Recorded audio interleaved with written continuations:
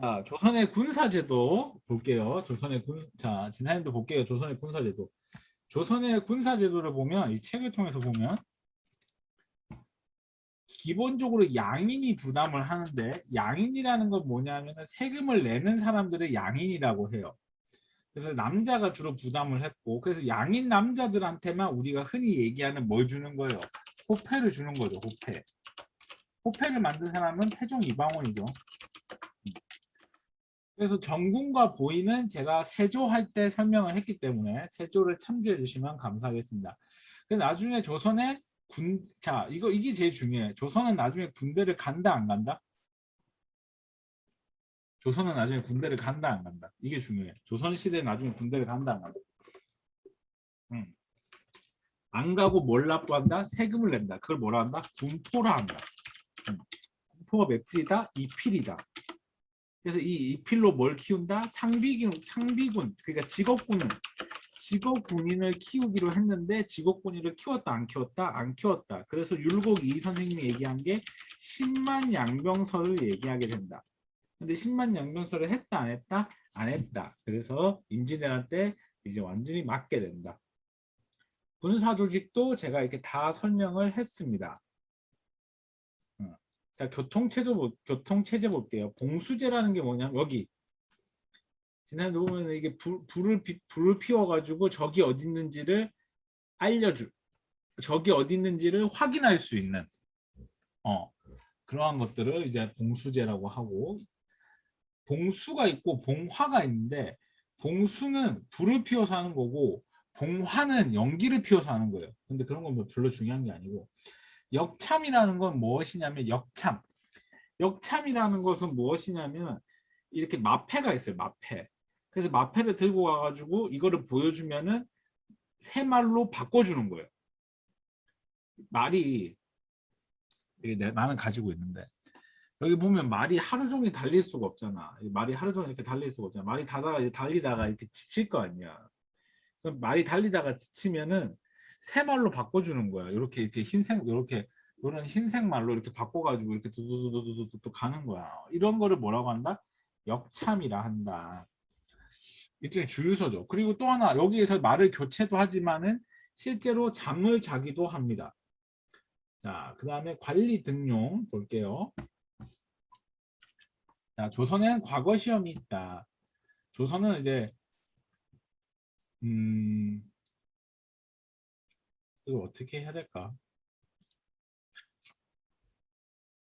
진사님들 이거를 나중에 할게요. 관리 등용을. 왜 관리 등용을 나중에 하냐? 요거를 하고 설명을 해야 될 것 같은데, 진사님들 그럼 이렇게 합시다.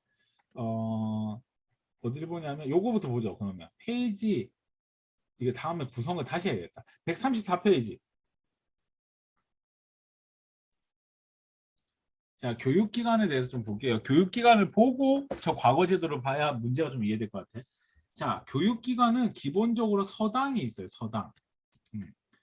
그래서 서당이 있고 개인 교습이 있는데, 자, 여기 진사님, 자, 이걸 보면 이 책에 있는 걸 보면서 여기 있는 좀 그 내용을 좀 봐주세요. 서당은 기본적으로 사립교육기관이에요. 공립이 아니에요. 공립. 여기서 공부를 하고 서울에 사는 성윤이는 서울의 사부학당을 들어가고 싶어요. 자, 그러면 사부학당 들어가려면 시험을 봐야 돼. 사부학당에 들어갈 수가 있는데, 자, 여기서 설명을 잘 들어요. 사부학당은 학교가 몇 개라는 얘기예요.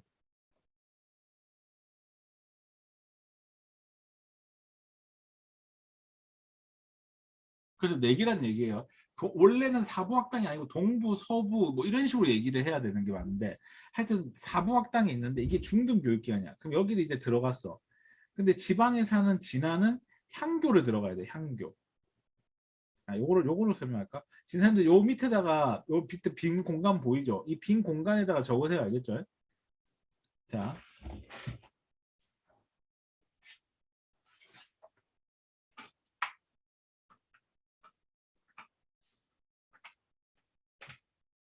사부학당에 들어간 성민이, 사부학당이 있고, 사부학당 이건 국립이에요. 국립. 그러면 이건 서울이죠. 서울. 이거 한양이죠. 한양. 그다음에 또 뭐가 있냐? 서원도 있겠죠. 서원. 이건 뭐겠어요? 사립교육기관, 사립 중등. 이거 다 중등이에요. 중등. 사부학당도 중등이에요. 자, 서원에 들어갔어요. 그 다음에 지방에 가면 두 개가 있는데 하나가 향교가 있고 하나가 서원이 있어요.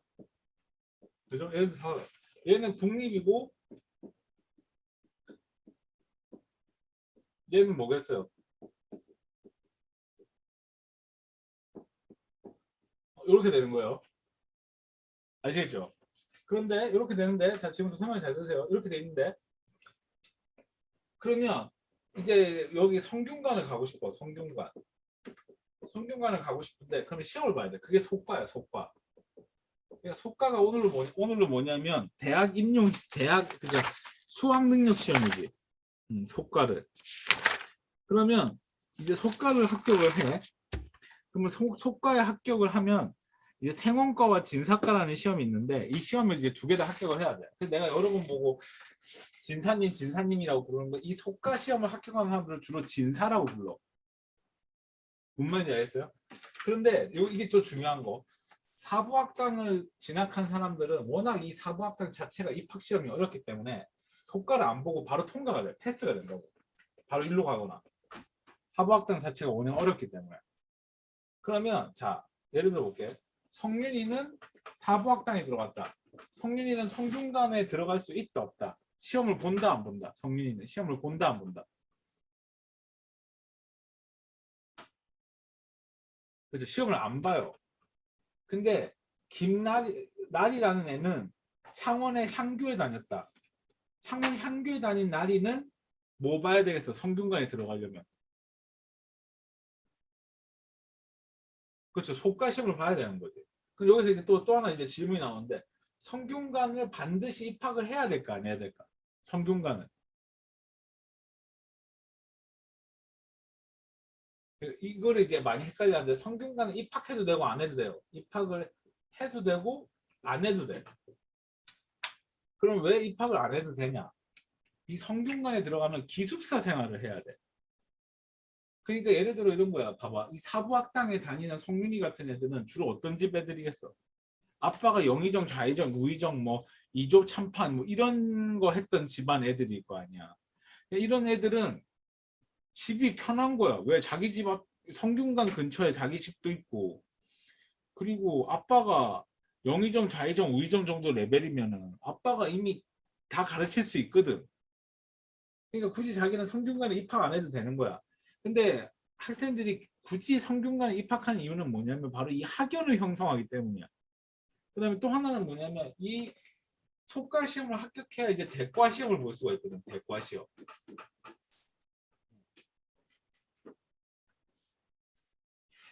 그래서 이 대과 시험을 볼 수가 있는데 이 대과 시험도 처음에는 이제 초시, 그리고 두 번째 시험이 복시, 그다음에 왕 앞에서 치는 전시. 이 전시에서 이제 1등을 해야 우리가 흔히 얘기하는 장원급제가 됐다 하는 거지. 그럼 이제 이런 학생들도 있다. 그 혹시 속과 시험만 치고 이거 안 하는 사람도 있나? 예, 안 하는 사람도 있어요. 그래서 이거 합격만 하고 지방에 내려와 가지고 어디 들어가 있는 애들도 있나? 유향소에 들어와 있는 애들도 있는 거지.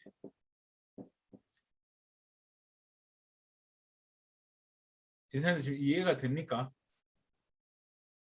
여기까지 했는데 이해가 안 된다.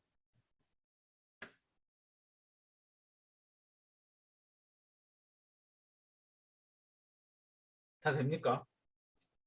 그러니까 대과를 쳐야 관지가 오를 수 있는 거야. 가다 얘기하면. 그래서 전시에서 1등한 애들은 주로 어디 가냐면 사관원이나 춘추관으로 가고 3등한 애들은 주로 어디로 가냐면은 이제 저희 사또나 이런 데 수령으로 가는 거지. 수령으로. 그러면 성균관은 주로 어떤 애들이 들어가요? 지방에서 올라온 애들이 많이 가지. 성균관에 들어가면 먹고 자는 거를 다 해결해 줘. 그리고 성균관 사람들이 먹고 자는 걸 해결해 줄 수 있는 마을까지 막 이제 성균관에 있는 사람들한테 먹고 자고 이러한 문제를 해결해 주라고 아예 거기 근처에 노비들이 살고 있는 마을도 있어요. 그 마을의 이름을 반촌이라고 하는데 하여튼 그런 것들도 거기에 해당합니다. 그래서 과거 시험을 합격하면 홍패를 지급해 주고 시험은 3년에 한 번씩 봅니다. 이 대과 시험은 3년에 한 번씩. 그리고 국가의 큰 행사가 있을 때 한 번씩 보고 그렇다고 보면 될 것 같아요. 자, 진사님들 여기까지 이제 했는데 이해가 안 되시는 분 없죠? 넘어가도 되겠습니까?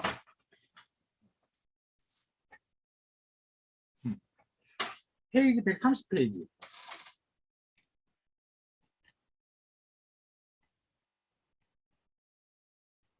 다음 이거 책 구성은 좀 다시 해야겠네. 이쪽 부분. 자, 문과 시험.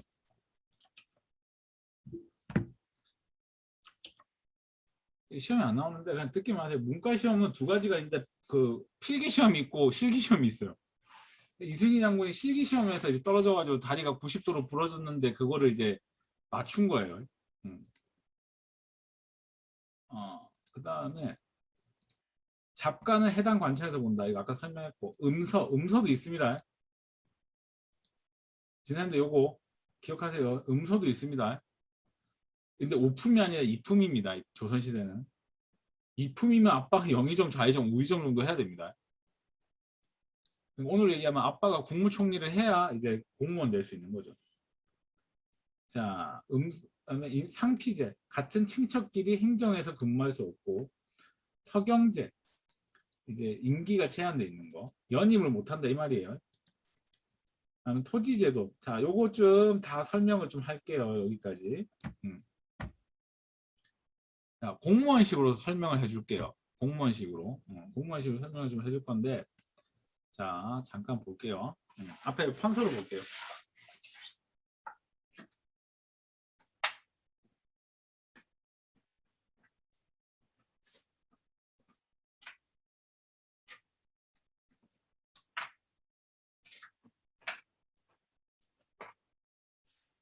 자, 지금부터 설명해 볼게요.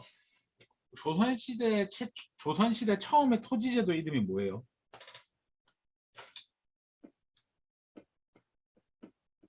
약간 공무원식으로 할게요.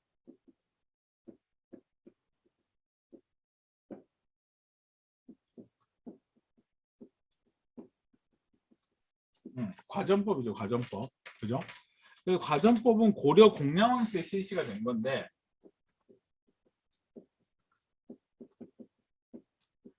그래서 과전법 하면 이제 시험에 나오는 게 이제 정도전하고 조준 찍으라 했죠. 그 다음에 뭐 찍으라 했어요? 경기도에 뭘 주는 거? 수조권을 주는 거라 했죠. 그래서 이걸 죄송합니다.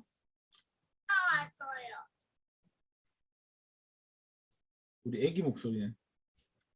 죄송합니다. 자, 그래서 수조권을 지급하는 거고, 그럼 과전법 나오면 이거 찍으라 했죠. 수신전, 휴양전. 이 뜻이 뭐냐면 수신전하고 휴양전이라는 뜻이 현직과 퇴직 관료에게 준다 이 말이에요. 그럼 수신전하고 휴양전이라는 건 뭘 얘기하냐면 퇴직 관료를 얘기하는 거예요. 수신이라는 뜻이 뭐냐면 남편이 이제 일하다가 죽었으면은 그 부인한테 이제 땅이 가는 거예요. 그 수조에 대한 땅이. 그러면 그 여자가 이제 뭐 수신을 지켰다 이런 표현이 좀 그렇긴 한데 하여튼 수신을 지켰다 해가지고 이 수신전이 나가는 거야. 그러면 그렇게 땅을 받았는데 이 엄마까지 죽으면 어떻게 되는 거야? 그럼 그 자식한테도 가는 거야. 이거는 부인한테 가는 거고 슐량은 자식한테 가는 거야. 뭔 말인지 알겠어요? 그러니까 이 여자가 재혼을 하거나 아들하고 딸이 뭐 관직에 나가거나 결혼을 하거나 이러면 이제 반납을 해야 되는데 이제 반납을 안 한 거지. 그렇게 하다 보니까 이제 토지 부족 현상이 생기는 거야. 그게 이제 해결하기 위해서 세조가 만든 게 이제 직전법이야. 이거는 누구한테는 준다? 현직에게만 땅을 준다 이 말이에요. 그러다 보니까 이제 퇴직 관리들은 이 퇴직한 관리들 이제 이게 중요해. 퇴직 관료들은 어떤 현상이 나타날까?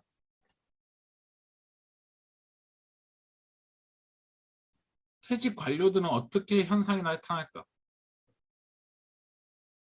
퇴직 관료들은 어떤 현상이 나타날까?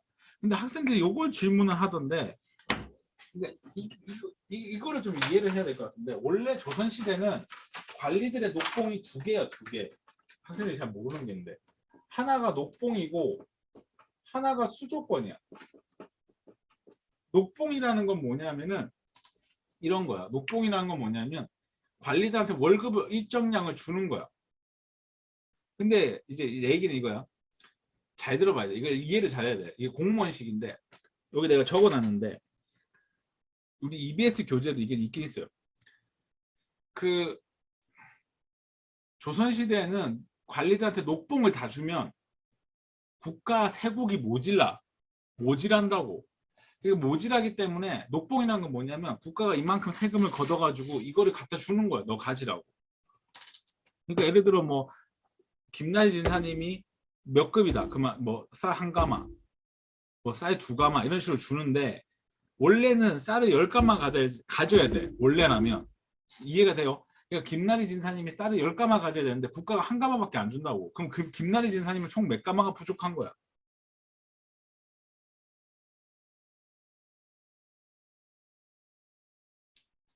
그렇죠. 9가마가 부족한 거죠. 그 9가마가 수조권인 거예요. 무슨 말인지 알겠어요? 그 9가마가 수조권이라고. 무슨 말인지 알겠어요? 음.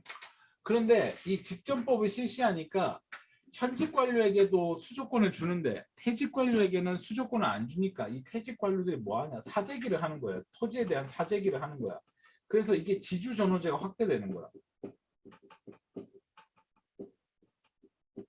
이때부터 이제 지주전호제가 확대되는 거야. 이때부터 땅을 사재기 한다고. 그래서 전국적으로 이제 토지를 사는 게 이제 열풍이 일어난다고. 그러면 이제 어떤 일이 벌어지냐? 백성들한테 땅을 강매하게 시킨다고. 강매. 백성들한테 가가지고 막 뭐 때려가지고 야, 네 토지 팔아 하고 아니면 백성들한테 사기치거나 고리대하거나 이런 식으로 해가지고 전국적으로 땅을 사재기 한다고. 뭔 말인지 알겠어요? 그러니까 이러한 현상들이 발생을 하고 또 하나는 뭐냐면 이 현직 관료들한테 수조권을 거두라고 하니까 이 현직 관료들이 가가지고 사기를 치는 거예요 또. 그러니까 이제 어떻게 하냐 정부가 이걸 조사해가지고 세금을 매기는 거야. 그게 바로 관수관급제야. 성종 때. 성종 때가 이게 이것도 현직한테만 진급이 되는 거지만 요거의 내용은 뭐냐면 정부가 수조권을 조사하는 거야. 정부가 수조권을 조사해서 이제 정부가 수조권을 조사해서 거두어서 직접 주는 거야.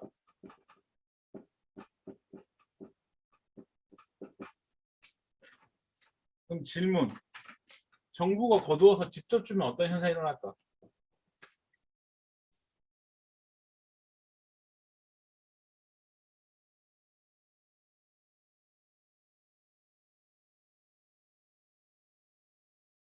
그래서 중간에 삥을 못 뜯어요. 정부가 걷어서 하니까. 근데 이렇게 했는데도 정부가 이제 수조권을 걷어서 했는데 문제는 뭐냐면 이거 역시도 현직들이 사기를 치니까 아예 이걸 없애버리고 뭘 하냐면은 그냥 녹봉제를 하는 거야. 명종 때. 명종 때 뭐 하냐? 그냥 아예 수조권이라는 걸 없애고 그냥 녹봉을 주는 거야. 그냥. 질문. 이 녹봉의 양은 많을까 적을까? 아니지. 많지. 뭘 잃었기 때문에. 수조권을 잃었기 때문에. 이해가 안 돼요. 조선시대에는 기본적으로 녹봉과 수조권을 같이 준다고. 관리들한테. 근데 지금 계속 수조권을 없애잖아. 정부가 조사하고 없애고 이렇게 되잖아. 그러면은 결과적으로 관리들의 월급은 줄어들 거 아니야. 그럼 관리들의 불만이 쌓일 거 아니야. 그래서 관리들이 뭐 하는 거야? 자꾸 땅을 사재기 하잖아. 그러니까 이걸 방지하기 위해서 녹봉을 많이 준다고 하고 수조권을 없애버린 거야. 이해가 됩니까? 그러니까 봐봐. 이제 다시 설명을 해볼게요. 녹봉이 하고 수조건이 있는데 그게 바로 10가마라 했잖아요. 그죠? 근데 녹봉만 받으면 1가마라 했잖아요. 그럼 10가마를 받아야 되니까 9가마가 부족하다 했잖아. 그러면 그 9가마가 뭐겠어?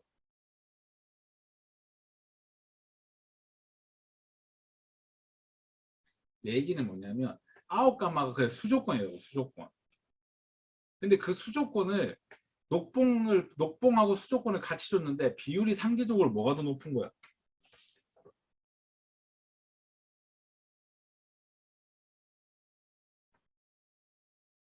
그렇죠. 수조건이 더 높은 거예요, 비율이.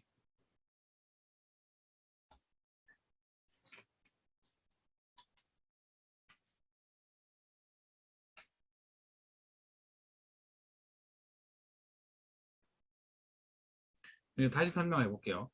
조선시대의 관리들의 월급 받는 거는 두 가지가 있다. 첫 번째 녹봉, 두 번째가 수조건. 둘 중에 뭐가 비율이 높다고? 그죠? 수조건이 더 높아. 근데 이거를 현직하고 퇴직한테 줬어. 그런데 퇴직 관료들이 이거를 반납을 했다, 안 했다? 반납을 안 했다는 거예요. 반납을 안 했다고. 그러면 반납을 안 하니까 반납을 안 한 데다가 내가 그 얘기도 안 했어. 이 현직에 있는 사람들이 대다수 무슨 출신들이라 했어? 공신들이라 했어. 공신. 그러니까 세조가 공신들한테 더 챙겨주려고 하다 보니까 현직들한테 더 많이 주게 된 거야. 그러니까 퇴직 관료들은 지금 자기가 퇴직을 했는데 수조건이 없으니까 굶어 죽어야 되잖아. 그러니까 굶어 죽기 전에 관직에 있을 때 빨리 사야 돼. 뭘 사야 돼? 관직에 있을 때. 그렇지. 관직에 있을 때 토지를 사야 된다고. 또 하나는 뭐냐? 관직에 있을 때 수조건을 통해서 백성들한테 최대한 많이 뜯어놔야 돼. 이해가 됩니까?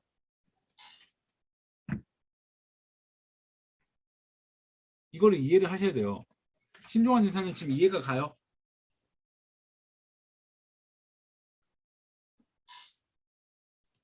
음. 그러니까 자기가 관직에 있을 때 수조권을 통해서 재산을 축적하고 그 재산을 통해서 토지를 사고 그래서 그 토지를 사서 백성들한테 이제 땅을 빌려주고 소장료를 받는 거야. 그게 지주전호제야. 그러니까 백성들한테 토지를 그러니까 오늘로 얘기하면 성윤이가 이제 오늘로 얘기해 볼까? 성윤이가 공무원이야. 나 실제로 이런 분 만났어. 나 누구라고 얘기 안 할게. 이분이 전두환 대통령 때 청와대 비서실에 계셨던 거야. 이 여자분이. 근데 이 여자분이 어디가 개발될 걸 안 거야. 그래서 이분이 땅을 엄청 사고 삐띵을 엄청 산 거야. 완전히 신용 불량자 될 때까지. 그래서 이분이 딱 샀어. 근데 여기가 이제 개발된다는 걸 딱 안 거야. 그래갖고 어떻게 되냐. 거기가 엄청나게 개발되고 삐띵 들어서고 하면서 이 사람이 완전히 엄청난 부자가 된 거야. 그래서 그분이 부자가 돼서 뭐 전 세계 투어를 다녔더라고. 그게 이거 아니야? 현직에 있을 때 퇴직으로 못 받으니까 사재기를 통해서 거기에서 1등을 사서 임대료를 통해서 본인이 부자가 된 거지. 그 여자분이. 그 다음에 이렇게 확대를 하고 그다음에 이렇게 확대를 하고 그렇게 확대를 하는 상태에서 현직에 있는 사람들이 아무래도 현직에 있을 때 뭘 많이 뜯어갔겠어요. 여기서 중요한 거. 현직에 있는 사람들이 현직에 있을 때 뭘 많이 뜯어갔겠어. 현직에 있는 동안. 자, 진사님 이거 되게 중요해요. 이거 시험에 한 문제씩 나오니까 이걸 이해를 못하면 문제를 못 풀어요. 이건 외우는 게 아니고 이해하는 거예요. 직전법일 때 현직에 있는 사람들은 주로 뭐 하겠어? 두 가지를 할 거 아니야. 뭐 하겠어?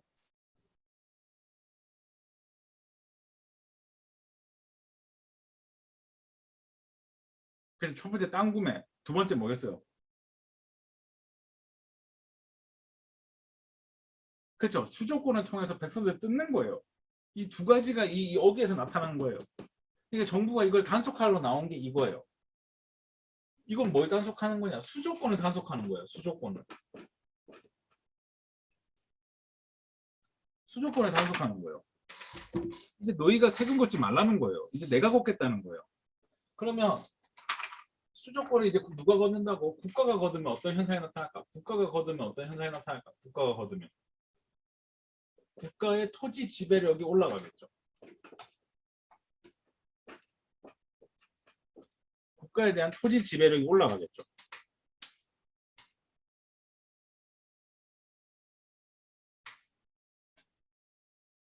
그죠? 그래서 이제 정부가 수조권을 조사해서 이제 거두어서 이제 주는 거예요. 근데 이렇게 했음에도 불구하고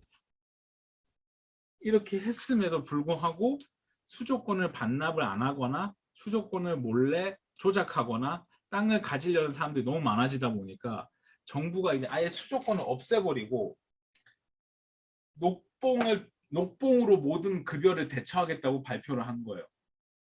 그러니까 아까 얘기했던 1과 9 중에 뭘로 대처하겠다, 이거는 뭘로 대처하겠다는 거예요. 1과 9 중에 뭘로 대처하겠다는 거예요. 1과 9 중에 녹봉제는 뭘로 대처하겠다는 얘기예요. 앞으로. 그렇죠. 이걸로만 대처하겠다는 얘기예요. 근데 이걸로만 대처하면 수조권을 못 받은 관리들 입장에서는 급여가 너무 작잖아요. 그럼 정보가 너무 작으면 안 되니까 이걸 올려주는 거예요.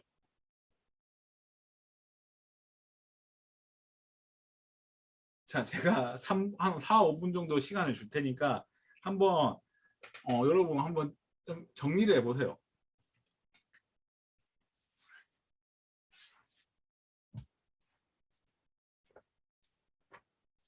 저도 쉽게 얘기해 줄 수 있는 걸 한번 좀 찾아볼 테니까 여러분 한번 얘기를 해보세요.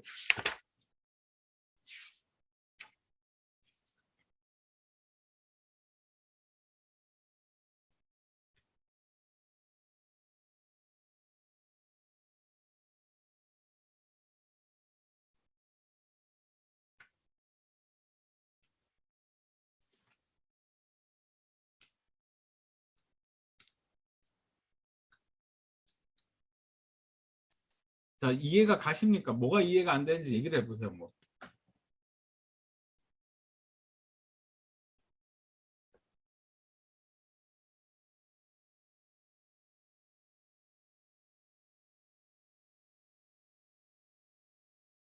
성지우 지사님이 이해한 것 같고 나 다른 지사님도 얘기하는 거지.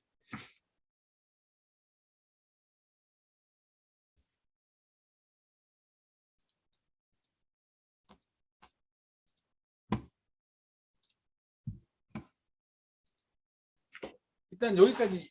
그러니까 이런 거야. 직전법에서 퇴직 관료들한테 수조권을 안 주니까 퇴직 관료들이 토지 소유욕이 올라갔다 이 말이에요.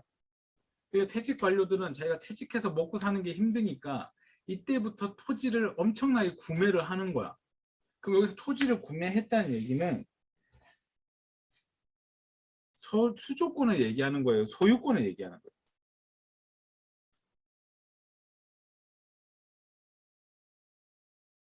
퇴직 관료들이 토지를 산다는 것. 그렇죠. 소유권을 의미하는 거예요. 그 땅을 엄청 사. 그리고 현직에 있는 애들조차도 퇴직을 대비해서 엄청나게 뜯어. 그러니까 정부가 이걸 조사 나온 거야. 그럼 여기서 조사를 나왔다는 얘기는 퇴직 관료를 얘기하는 거야, 현직 관료를 얘기하는 거야. 조사가 나왔다는 얘기는. 그렇지. 소장농이 늘 수밖에 없는 거지. 정부가 조사를 나왔다는 얘기는 현직 관료를 얘기하는 거야, 퇴직 관료를 얘기하는 거야.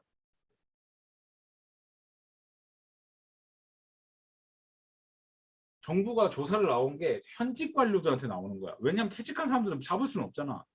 그러니까 현직한테 나와가지고 어떻게 하냐면 현직들한테 얘기를 한 거야. 뭐라고 얘기했냐면 앞으로 너희들 수조권 너희가 걷지 마.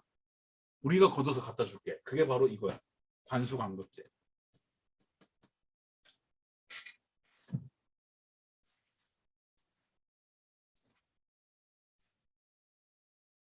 이제 퇴직한 사람들은 뭐 이미 땅을 가졌으니까 할 수 없고 현직 사람들한테는 이런 사람들처럼 되지 말라 해가지고 수조권을 걷는 거를 잡겠다는 거야. 그게 이거야. 관수광급제. 수조권을 잡는다. 누구? 현직.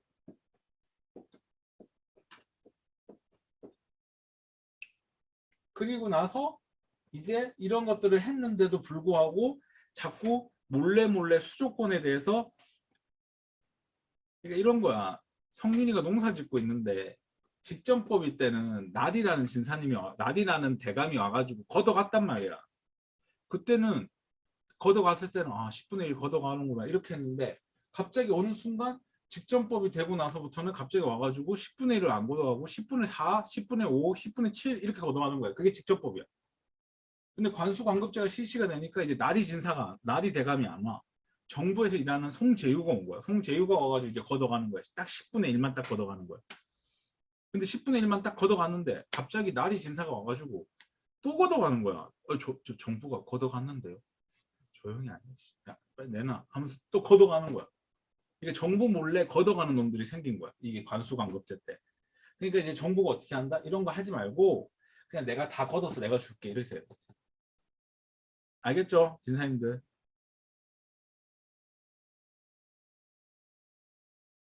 응.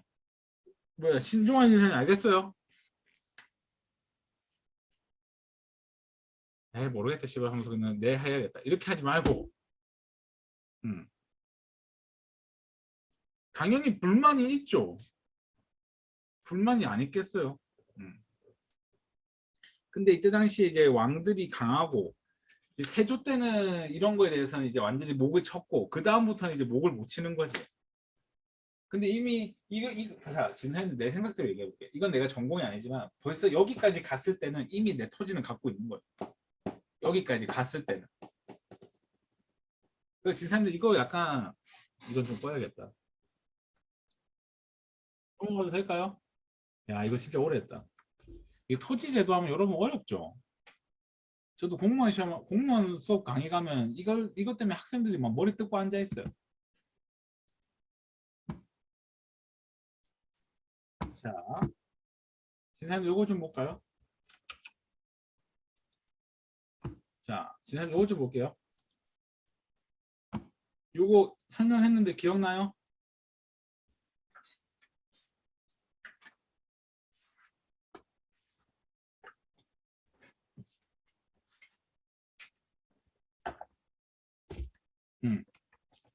이거 기억납니까?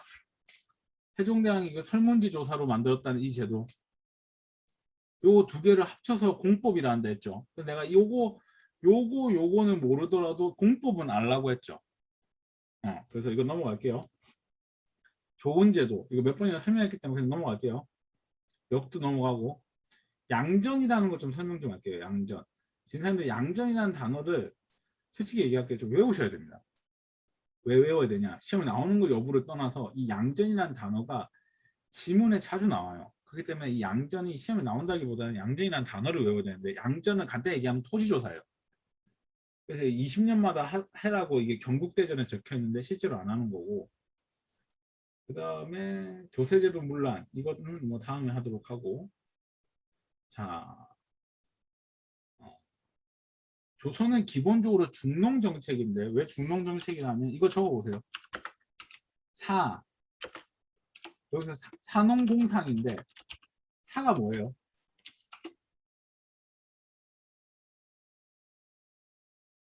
사가 뭐예요? 선비 그렇죠 유교. 농은 뭐예요?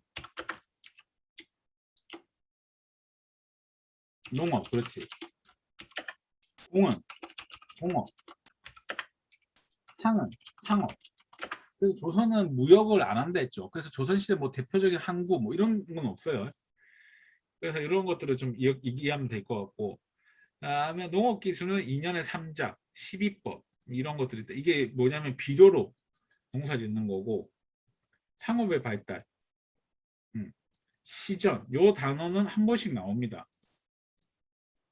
이게 종로와 남대문에서 이게 장사를 하는 건데 솔직히 얘기할까 이거 시험에 잘 안 나오니까 그냥 틀려라. 시전이라는 단어가 나옵니다. 근데 요 두 개는 알자. 금난정권하고 경시서 요건 알자. 별표.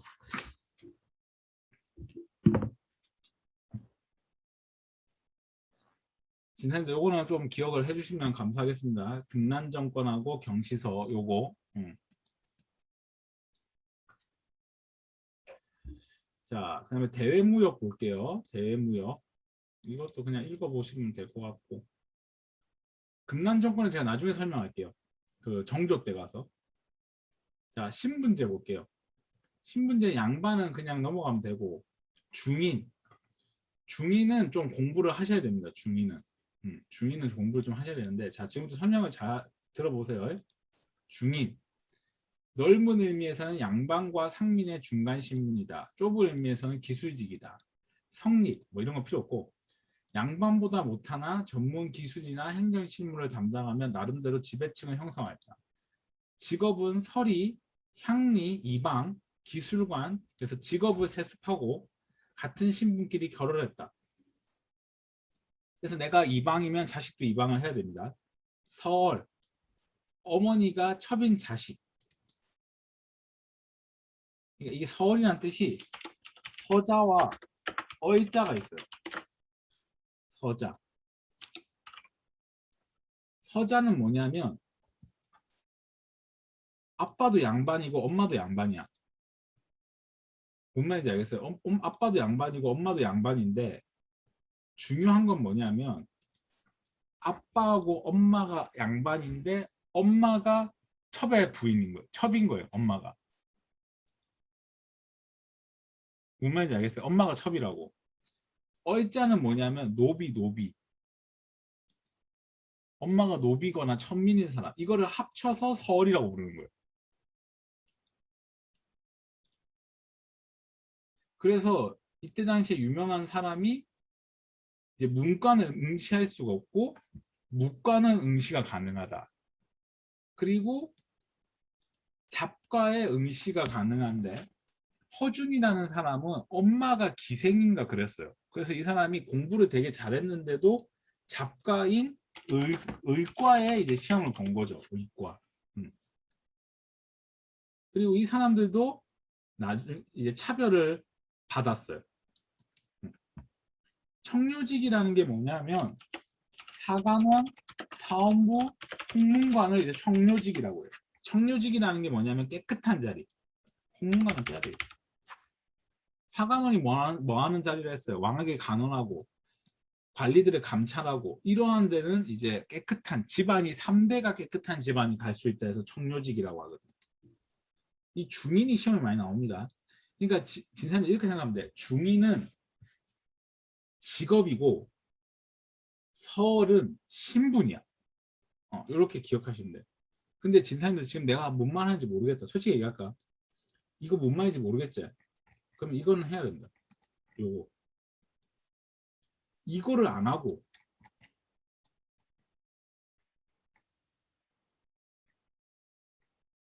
이거를 하는 거는 안 되는 거지. 무슨 말인지 아시겠죠? 그래서 그 얘기를 했고 그 다음에 상민 볼게요. 상민은 나중에 설명을 하고 상민은 뭐 그냥 읽어보시면 상민은 시험에 안 나오고 신량 요천도 시험에 안 나와요. 그 다음에 천민은 이런 거 다 시험에 안 나오고 여기 보면 한능검 노비 종류라는 게 나오는데 찾았습니까?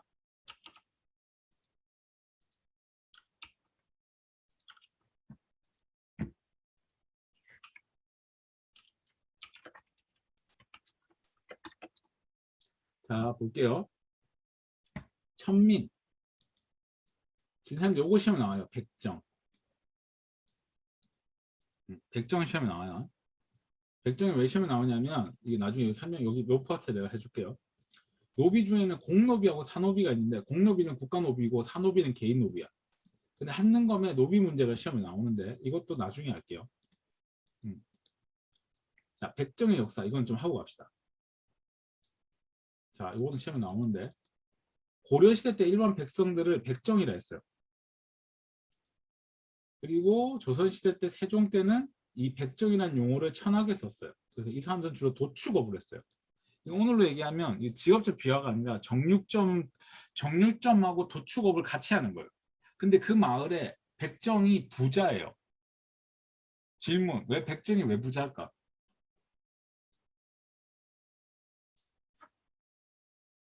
백정들이 부자입니다. 그렇죠. 그 마을에 아무도 안 하니까. 그래서 이 사람이 부자예요. 그리고 나머지는 나중에 보도록 하고 진사님 요거 중요하다. 황곡 시험에 나온다. 우리 말 나온 김에 해볼까요? 고구려 시대 때 가난한 백성들한테 돈을 빌려주고 가을에 갚게 하는 거. 무슨 법이에요? 고구려 시대 때. 고국 천황이 실시한 거. 우후. 진대법이지, 진대법. 그 다음에 고려는 의창이 있다 했는데 이게 흑창으로 바뀌죠. 흑창에서 의창으로 바뀌죠.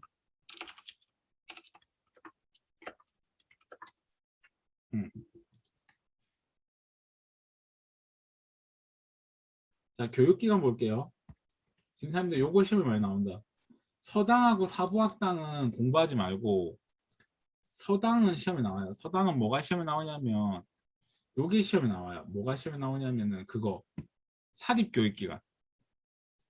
그다음에 향교 요거 시험에 나와요. 향교는 뭐가 시험에 나오냐면 요거 국가가 교사를 파견했다. 요거 시험에 나와요. 그러면 질문 서원은 교사를 파견했을까 안 했을까? 서원은 파견 안 합니다. 서원은 그 세운 사람이 선생님이 되는 거예요. 알겠죠? 그래서 서원은 여기 있고 서원은 사립교육기관이에요. 그래서 이것 때문에 이제 시험에 나오는 거예요. 왜냐하면 향교는 교수라 훈도라는 교사를 파견했는데 서원은 파견을 안 했으니까 이거를 물어보는 문제가 엄청 시험에 나오거든요. 자, 서원 볼게. 서원은 명륜당과 대성전이라는 곳이 있다. 대성전이 제사 지내는 곳이고 명륜당이 공부하는 곳이에요. 그러니까 서원은 교육과 제사를 담당하는 곳인데 여기는 주로 누구한테 제사를 지내냐면 뭐 이런 표현이 안 맞지만 그래도 한능검하고 나누기 위해서 우리는 여기는 주로 한국의 서민들 한국의 서민이라는 건 뭐냐면 우리나라에서 똑똑한 사람들 뭐 율곡이 이황 이런 사람들 그럼 향교는 누구한테 제사를 지내냐 중국의 선현들 그럼 중국의 선현 누가 있겠어 공자 맹자 이런 사람들 여기도 제사를 지내고 뭐도 한다 교육도 한다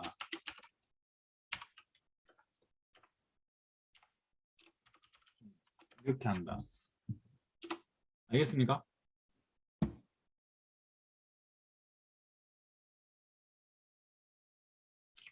자, 그 다음에 넘어가서 성균관 볼게요. 성균관. 성균관은 이제 속가 시험을 합격해 올 수가 있습니다. 그 다음에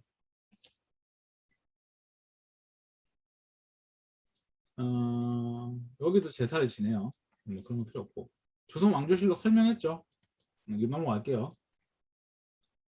그 다음에 진사님들 여기 보면 그 성종 때 서거정이 뭐 글 썼다는 거 많다고 했죠. 동북통감 뭐 이런 거 많다 했죠. 그거 꼭 보시고 지도도 요거 시험에 나오죠. 혼일강리 역대 국지도 동량에서 제일 오래된 지도 이게 태종 때인데 우리 배웠어요.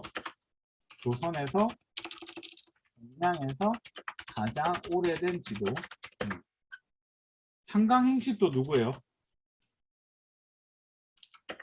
태종 경국대전 성종 배웠고 성리학 그거 공부하지 마라. 이 사람만 공부해라. 이황이 다른 사람 나오면 어떡해요? 틀려라. 솔직히 얘기해서 이황이 모르는데 서경도 공부해봐야 뭐하겠노. 근데 이건 좀 이 사람도 한 번씩 나와요. 조식 선생님. 조식 선생님의 제자가 곽재우거든. 그래서 한 번씩 나와요. 불교. 불교도 거의 시험이 안 나오고 요거 나온다. 원각사 10층 석탑 요거. 그 다음에 요거 훈민정음으로 불교를 번역했다. 요거 뭐가 있냐면 이거 수양대문을 했다는 석보상전.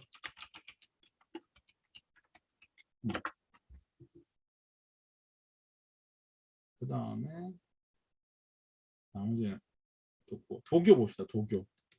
요거 줄 소격서 폐지한 사람 조광조. 진사님 요거 좀 질문할게요.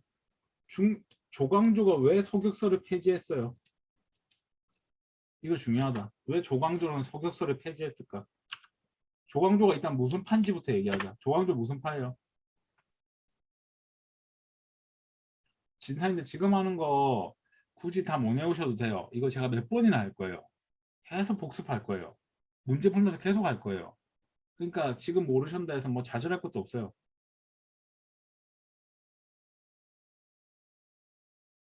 조광조 무슨 파예요? 살인파예요. 살인파는 뭘 강조한다 했어요? 성리학을 강조한다 했어요. 성리학을 강조한다 했어요. 그 다음에 문학 봅시다. 문학은 알 필요 없고 요건 알 필요, 요 사람은 알아야 된다. 신사임당. 진짜 저 진사임당 지금 멘탈이 거의 무너져 있을 것 같은데.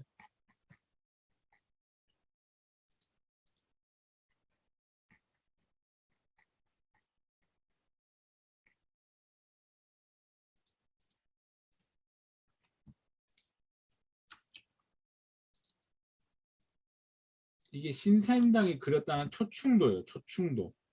벌레와 이런 걸 그렸다는 얘기인데 신사임당의 초충도는 시험에 나와요. 왜 시험에 나오냐? 초충도를 물어보는 게 시험에 나오겠어요? 아니요. 뭐가 시험에 나올 것 같아요?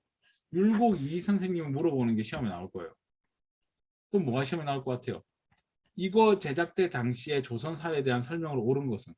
그러면 이때 당시에 초충도를 그릴 때가 명종 때란 말이에요. 명종. 그럼 무슨 사화 찍어야 되겠어? 선조 명종 찍어야 되니까 무슨 사화 찍어야 되겠어? 의사사화 이런 거 찍어야 되겠어. 무슨 말인지 아시겠어요? 그런 것들에 대한 설명이다. 그 다음에 도자기 볼게요. 자, 요게 분청사기라고 제가 얘기했습니다. 요거 조선 전기, 요거 조선 중기. 조선 중기의 도자기를 뭐라고 한다? 백자라고 한다 했죠. 자, 다시 조선 중기의 도자기를 뭐라 한다? 백자라고 한다 했죠. 자, 건축은 뭐 알 필요 없고. 자, 목류도원도는 지난 시간에 설명했어요.